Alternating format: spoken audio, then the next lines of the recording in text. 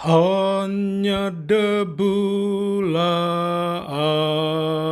aku di alas Para sahabat kakimu sekalian, selamat pagi. Jumpa lagi dengan saya, Rinong Duk in Altum. Terimalah salam manis saya dari kota Ambon, Manise untuk Anda sekalian. Para sahabat sekalian, berapa hari lalu saya menulis di wall Facebook tentang kutipan dari ayat terakhir bacaan Minggu 31 Mei. Saya baca ulang. Jikalau kamu mengampuni dosa orang, dosanya diampuni. Dan jikalau kamu menyatakan dosa orang tetap ada, dosanya tetap ada. Para sahabat sekalian, kadang kita mendengar dari saudara-saudara kita di luar, mereka menyatakan yang punya kuasa untuk mengampuni itu hanya Tuhan.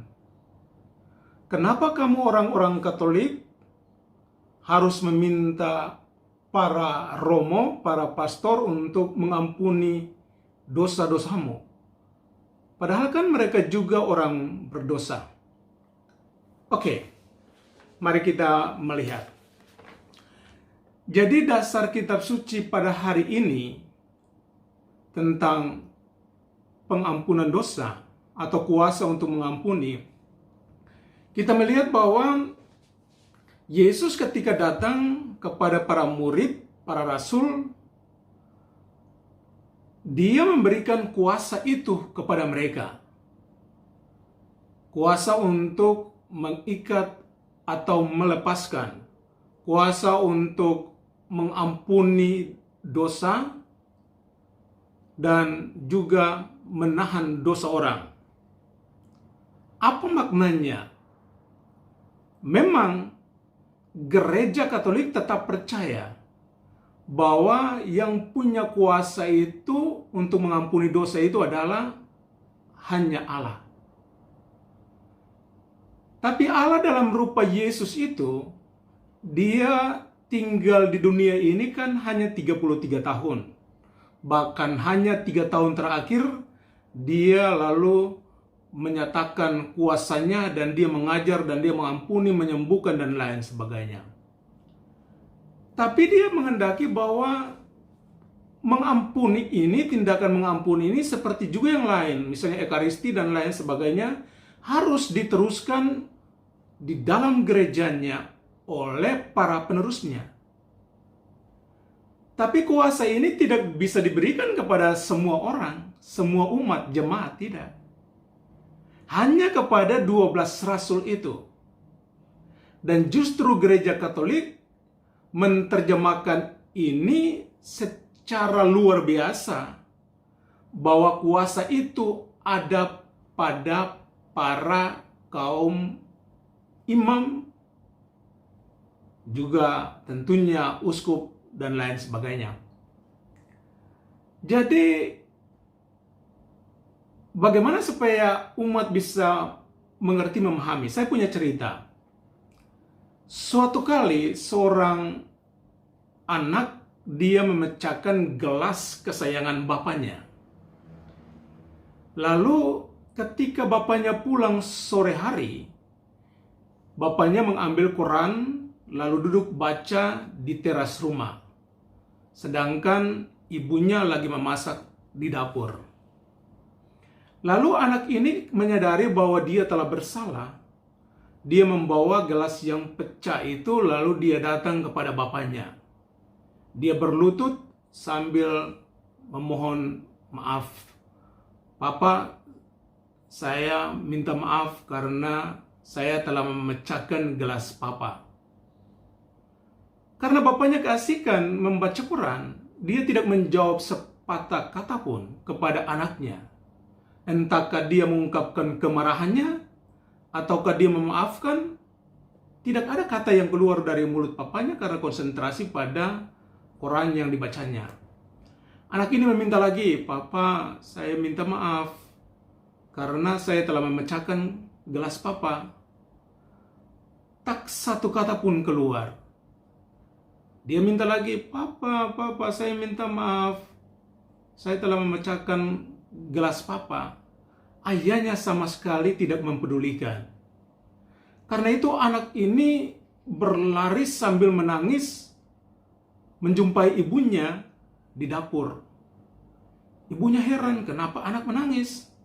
Lalu dia bertanya, "Nak, kenapa menangis?" "Mama, tadi saya memecahkan gelas papa. Saya minta maaf kepada bapak 3 kali, tapi bapak tidak mengeluarkan satu kata pun sehingga saya tidak tahu apakah bapak sudah memaafkan saya atau tidak." Para sahabat sekalian, anak ini membutuhkan kata yang keluar dari bapaknya supaya dia tahu bahwa entahkah bapaknya dia marah ataukah memang bapaknya memaafkan dia, tapi tidak ada. Maka anak ini tidak tahu apakah dia sudah dimaafkan atau belum. Ini persis sama dengan apa yang terjadi dalam sakramen pengakuan dosa. Bahwa Allah itu secara luar biasa menggunakan para imam. Jadi imam itu memang dia adalah orang berdosa sama seperti saudara-saudari sekalian. Tetapi rahmat imamatnya membuat dia bertindak in persona Christi atau Kristus yang lain. Jadi ketika dia duduk di sana, dia mewakili Tuhan untuk mengampuni supaya suara Bapa itu terdengar oleh yang datang mengaku dosa. Karena kalau misalnya Anda pergi mengaku dosa di sana dan tidak ada suara balasan dari sang imam yang duduk di kamar pengakuan, bagaimana mungkin Anda bisa tahu bahwa dosa-dosamu telah diampuni? Sama seperti contoh gelas papa tadi. Karena itu gereja Katolik mengatakan begini, bahwa para imam karena jabatannya, terutama karena tabisan imamatnya, lalu mereka diberikan kuasa yang dalam Injil tadi kita mendengar bahwa kuasa untuk melepaskan atau menyatakan dosa orang tetap ada. Tentunya ada banyak contoh, nanti di katekese berikut saya akan memberikan bagaimana dosa itu tetap ada dan lain sebagainya.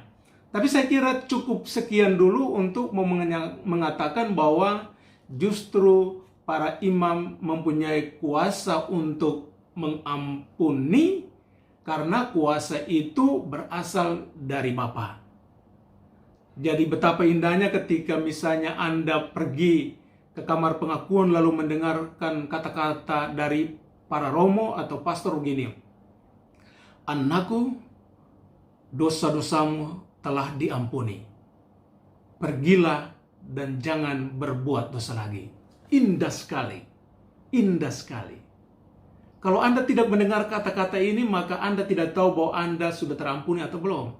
Tapi ketika Anda mendengarkan kata-kata ini, lalu Anda keluar dari sana dengan penuh kelegaan, sukacita, karena Tuhan sungguh-sungguh bekerja dalam diri para imam untuk mengampunimu. Sekian dan sampai jumpa dalam katekese berikutnya. Dadah.